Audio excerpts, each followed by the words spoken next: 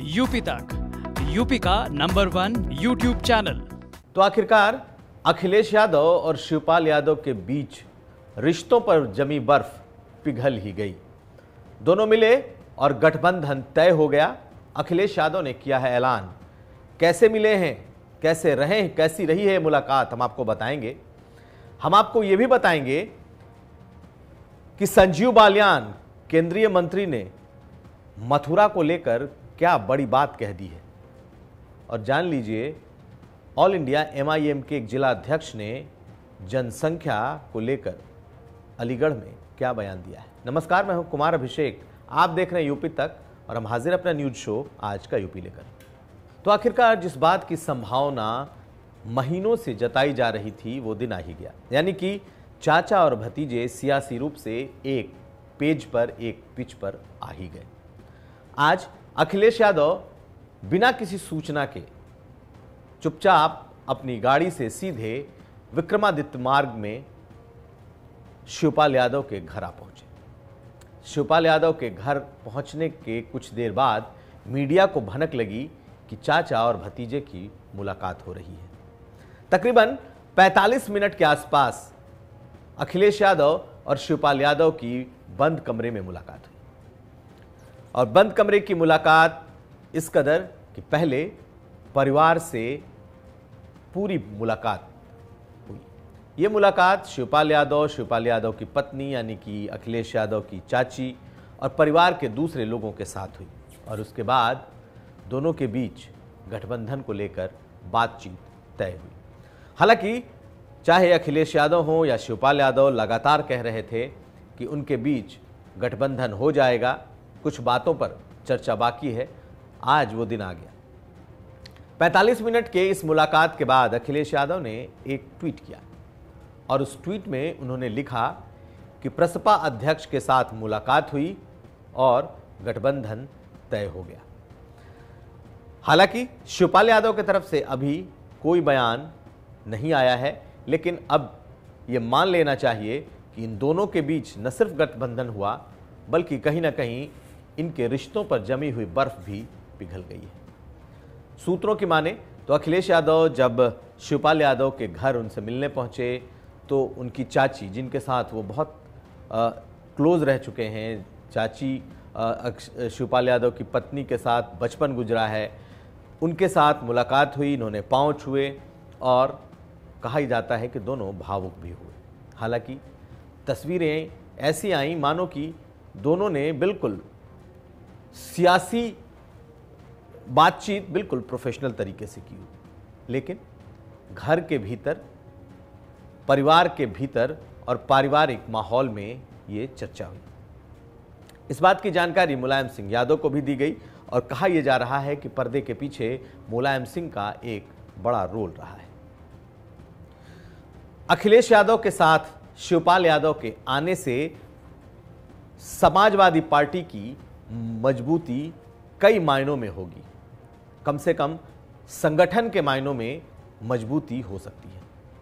लेकिन सबसे बड़ी बात यह है कि आखिर सीटों पर क्या हुआ, क्या सीट तय हो गए, शिवपाल यादव आखिर कितनी सीट पर माने, दोनों के बीच किन किन सीटों का बंटवारा हुआ, कहां कहां गठबंधन हुआ, इन तमाम सवालों पर अभी खुलासे होने बाकी हैं।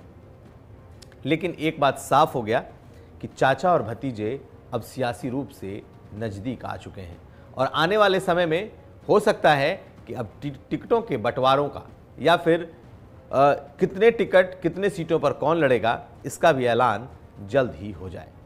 तो कुल मिलाकर सालों से चल रही उस कयासबाजी का आज एक अंत दिखाई दे रहा है।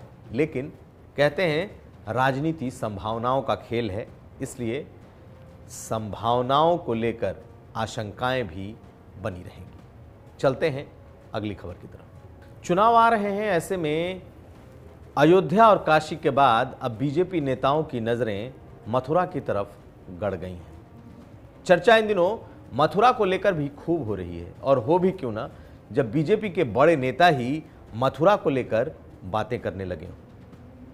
सीधे सीधे बचने से तो लोग बच रहे हैं, लेकिन मथुरा के नाम पर भव्यता, मथुरा में मंदिर निर्माण, मथुरा में कॉरिडोर, भव्य होगा मथुरा, ऐसी तमाम बातें अब बीजेपी के बड़े नेताओं के मुंह से भी सुनाई देने लगी हैं।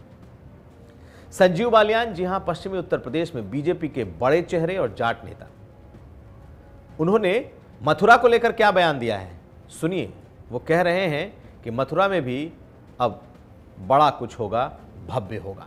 सुनिए क्या कह रहे हैं संजीव बालियान। मैं तो ये कहूँगा कि वो तो बहुत सी चीज़ें कोर्ट तय करेगी, वो करेगी, लेकिन जिस तरह से बड़ा काम बाबा विश्वनाथ के यहाँ हुआ है या बड़ा काम अयोध्या में राम मंदिर के निर्माण का है, इसी तरह से एक बड़ा काम, चूँकि ये भी कृष्ण की भूमि है और पश्चिम उत्तर प्रदेश में सबसे ज़्यादा मथुरा के प्रति लगाव है, कृष्ण के प्रति हमारा लगाव रहा है, तो यहाँ भी कुछ ऐसी योजनाएँ आएँ कि श्री कृष्ण का भी भव्यता है, कुछ ऐसी योजनाएँ यहाँ भी आनी चाहिए। केंद्रीय मंत्री के इस बयान को हल्के में नहीं लिया जा सकता, और इसलिए भी नहीं क्योंकि पश्चिमी उत्तर प्रदेश में बीजेपी के लिए ध्रुवीकरण जरूरी है। संजीव बालियान ने साफ कहा कि मथुरा को और भव्य बनाना है। अंदाजा लगाइए आने वाला चुनाव कैसा होने वाला है। एक तरफ जनसंख्या को लेकर खुशखबरी यह है कि जनसंख्या स्थिरीकरण की तरफ देश बढ़ रहा है। दूसरी तरफ ऑल इंडिया MIM के एक नेता, जो कि अलीगढ़ के नेता हैं, उन्होंने जनसंख्या को लेकर कुछ बातें कही हैं। उन्होंने कहा है कि मुस्लिम 10 बच्चे पैदा करें तभी वो राज करेंगे और तभी असदुद्दीन ओवैसी प्रधानमंत्री बन पाएंगे। ये वीडियो सामने आया है और इस वीडियो के सामने आने के बाद उन्होंने ये भी कहा कि ये बात जनसंख्या पर हो रही चर्चा के दौरान उन्होंने कही है और इसमें कोई गलत बात नहीं है। हालांकि उनके इन बातों के बाद हिंदुवादी संगठन भी अपने तरीके से प्रतिक्रिया देने लगे हैं। लेकिन पहले सुन लीजिए आपस की चर्चा में ये किस तरह की बातें हो रही हैं। आपको बताऊं, हमारे जो सदर हैं ओवैसी साहब, वो डराते हैं अल्लाह ताला से, अल्लाह से डरो। और जब इनकी स्पीच शुरू होती है सपा बसपा कांग्रेस वालों की, ये डराते भाजपा से, इंसानों से। पहले तो यही फर्क कर लीजिए। अच्छा, हम लोग मुसलमान कौम है ना, बहुत ईमान से भी नीचे चली गई है हर तरीके से। हमारे इस्लाम में लोगों ने कि बच्चे पैदा मत करो, मतलब लोगों ने है कि बच्चे पैदा मत करो, एक बच्चा 2 बच्चे अच्छे। अबे जब तक बच्चे ना होंगे तो कैसे हम लोग राज करेंगे, कैसे हमारे ओवैसी साहब प्रधानमंत्री बनेंगे, कैसे शौकत साहब हमारे मुख्यमंत्री बनेंगे? हैं, वोट नहीं होगा।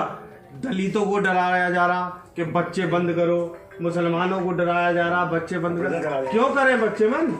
भाई ये हमारी शरीयत के खिलाफ है। तो ध्रुवीकरण के इस दौर में कोई पीछे नहीं है, वो चाहे मंदिर के नाम पे हो, मस्जिद के नाम पर हो, जनसंख्या के नाम पर हो, सभी लोग चुनाव में अपनी फसल काट लेना चाहते हैं। तो यह था आज का यूपी। हम फिर हाजिर होंगे, तब तक के लिए आप देखते रहिए यूपी तक।